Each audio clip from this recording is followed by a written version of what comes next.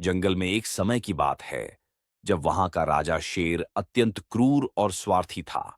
शेर रोज जंगल के जानवरों का शिकार करता और उन्हें मारकर खा जाता। धीरे धीरे जंगल के सभी जानवर परेशान हो गए और डर के साए में जीने लगे। जानवरों ने मिलकर इस समस्या का समाधान निकालने के लिए सभा बुलाई। सभा में निर्णय लिया गया कि वे शेर से जाकर बात करेंगे और उसे समझाने की कोशिश करेंगे। अगले दिन सभी जानवर शेर के पास पहुंचे। शेर उन्हें देखकर गरजा, तुम सब यहां क्या कर रहे हो? एक बूढ़े हिरण ने हिम्मत जुटाकर कहा, हे जंगल के राजा, हम सब तुम्हारे डर से हर समय भयभीत रहते हैं, लेकिन हमने एक सुझाव सोचा है। शेर ने गुस्से से पूछा, क्या सुझाव? हिरण ने कहा, हम रोज तुम्हारे खाने के लिए एक जानवर भेजेंगे ताकि तुम्हें खुद शिकार पर न जाना पड़े। इससे तुम आराम से भोजन करोगे और बाकी जानवर सुरक्षित रहेंगे। शेर ने कुछ देर सोचा और कहा, ठीक है, लेकिन ध्यान रहे, अगर मेरे भोजन में देरी हुई तो मैं सारे जानवरों को खत्म कर दूंगा। इस तरह हर दिन जंगल के जानवर बारी बारी से शेर के पास जाने लगे। शेर आराम से खाना खाता और जानवरों को परेशान नहीं करता।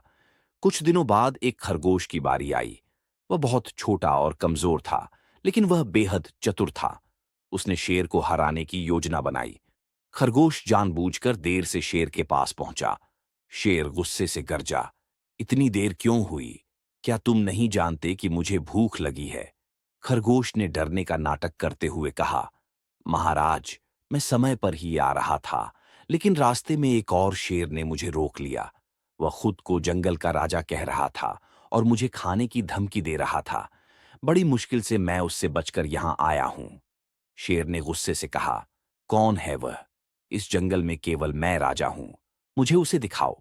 खरगोश ने कहा, ठीक है महाराज, मैं आपको वहां ले चलता हूं। खरगोश शेर को जंगल के एक पुराने कुएं के पास ले गया और बोला, वह शेर यहीं रहता है। शेर ने कुएं में झांका और अपनी परछाई को देखकर सोचा कि यह दूसरा शेर है। वह गुस्से में गरजने लगा तो उसकी गरज की आवाज गूंजकर वापस आई। शेर को लगा कि दूसरा शेर भी उसे चुनौती दे रहा है। गुस्से से भरा शेर कुएं में कूद गया और पानी में डूबकर मर गया। इस तरह चतुर खरगोश ने अपनी बुद्धिमानी से पूरे जंगल को शेर के आतंक से मुक्त कर दिया।